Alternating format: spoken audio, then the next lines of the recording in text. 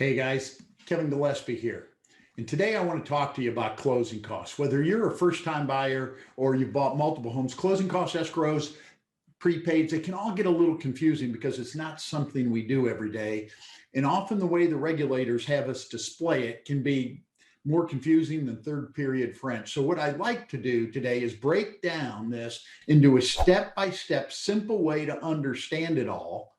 And we're going to do it with an example. And I find the best way to do it is to break it down into what I call 5 buckets, 5 chunks.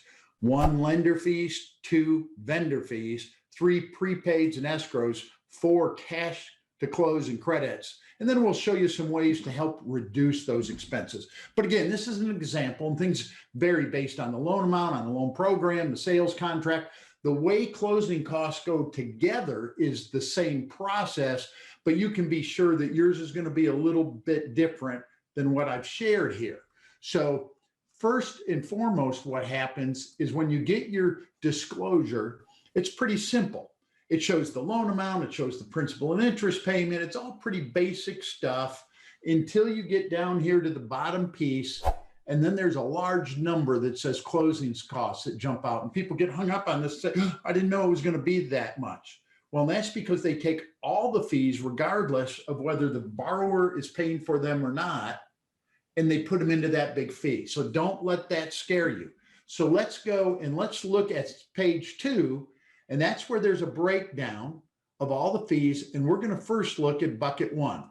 The first section of bucket 1 is the lender fees. These are the fees that the lender has the control over, and they're typically an origination fee, a discount fee to the investor, maybe to buy down the rate, an underwriting fee, a processing fee, something like that. What you typically need to watch for in this area is what a lot of lenders try to do. This is one large lender, and what they do is they quote a very aggressive rate.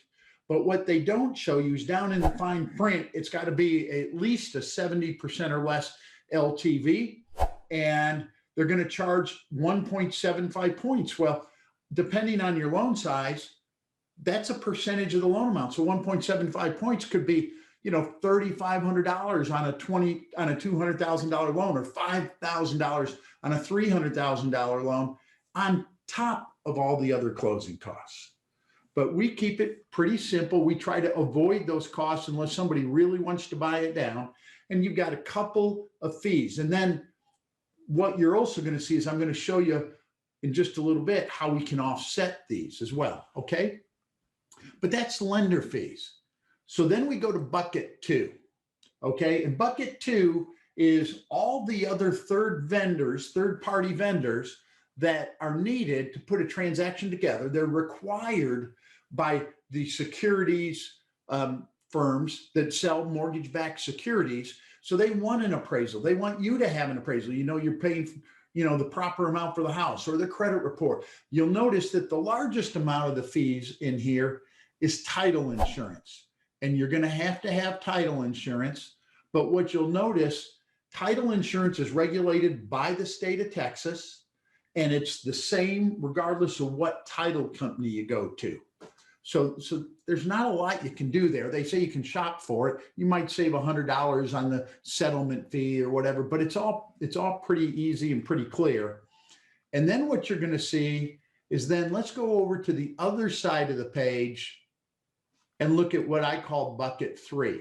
And bucket 3 is your prepaids of taxes and insurance and escrows. Okay. So typically, if you're buying a house, you're going to buy a homeowner's insurance policy. Now, you can pay for it well before closing and go to your insurance agent and pay them. It may not even show up here, but if you don't, it will need to be paid at closing. And you pay for an insurance policy on your home a year in advance, and then it'll be renewing again the next year. And so it's a pretty good chunk of change. And then they're also in that section in prepaids, they're going to have prepaid interest. The prepaid interest is the interest due per day, and it's going to be the number of days from whenever you close to the end of the month. And the reason for that is that first month after you close, you won't have a monthly payment.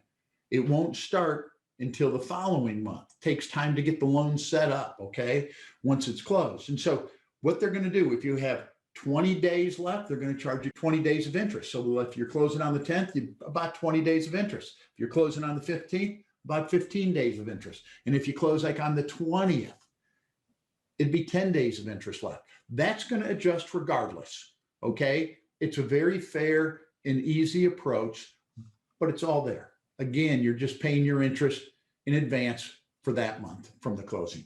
And then you're going to see the escrow. And this is what really gets a lot of people nervous. Some people have loans and they've got the ability, they're not worried about paying a big tax bill or insurance bill at the end of the year. But for the most part, 95% of the people escrow.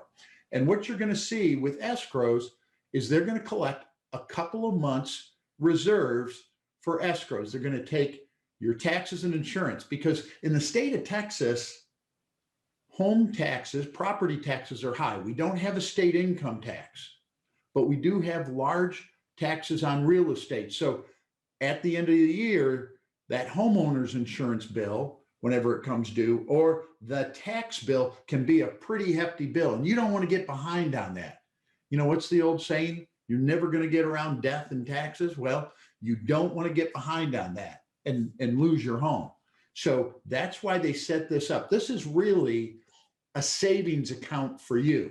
It's your money. It's sitting held by the mortgage company. And then in your monthly payment, they'll collect 1/12, right? 1 month's worth of taxes and insurance. So this savings account builds up until the end of the year, whenever those bills are due. You don't want to be without the ability to pay those. So now let's go to bucket 4. And in bucket 4 is what I call cash to close and credits. And if you remember, at the beginning, there was that large bill, right? There was that large on that first page, closing cost bill. Well, this is where it is again. But what you're going to see is, and you got to remember, is from the previous page here, we were just on there, right? A large chunk of that bill is your money. It's your savings account. It's your homeowner's insurance and taxes. And then you're also going to notice that you may have some credits. It's going to depend on the situation. But you can see in this example, $1,558 was given by the lender, and we apply that to take care of the lender fees. There was a credit. Sometimes I can get a bigger credit, sometimes a little bit less. But each time it's going to be a little bit different. Then you'll also notice in this situation is the seller is giving a credit. And in the state of Texas, most of the time, I'll say about 90% of the time, but not always, the seller will pay for some of the closing costs, especially title and survey. Can't guarantee that. Every contract's going to be different. But what happens, you'll notice here that you got a $1,500 lender credit, you got a $3,100 seller credit. So basically, at the end of the day, the borrower is putting down whatever their down payment is, and they're going to set up their escrow account. And in this situation, then the real closing cost was only about $1,700 for the borrower. Okay. So that's the way to think of it. Think of it in those chunks, right? The lender fees, the vendor fees, your title and insurance, and then are you getting any credits? So let's look here at bucket 5. Are there ways to reduce those closing costs? Sure. If you're buying a home, again, will the seller pay any of the closing costs, right? Like the survey and the title. Sometimes they can pay a little bit, sometimes they can pay a lot. In this market, it's pretty hot, and some people are offering to pay typically what the seller will often pay. But it'll depend on what your contract and your agreement is. Lender credits. Will the lender give you a credit to help offset any of that fee? We often do that. We're able to do it and still have a very aggressive and good rate. 3, if you're refinancing, you can take the closing costs and roll them into the loan. It only kicks up the payment a little bit, but that way you're not having to come to the table to pay closing costs on a refinance. Or you could have a loan that you do not have to escrow for taxes and insurance, but you just want to be sure that you have the ability to pay that every single year when both those big bills come due. And then often in a corporate relo, they will help pay for that. So, and there's a few other odds and ends, but those are the main reasons. So, or ways to get around that. But my whole point is, guys, each loan program is different. Each purchase contract's different. Each situation's different. But whenever you see your closing disclosures, it'll be those buckets. Just think of it as that. And we'll be very transparent. You know, we won't fast talk you. We want you to understand and feel good about it.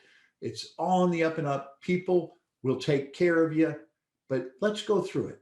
Okay. So take a deep breath. It'll all be good. We're here to help you. I hope this was helpful and good education for you. Thank you for putting up with me.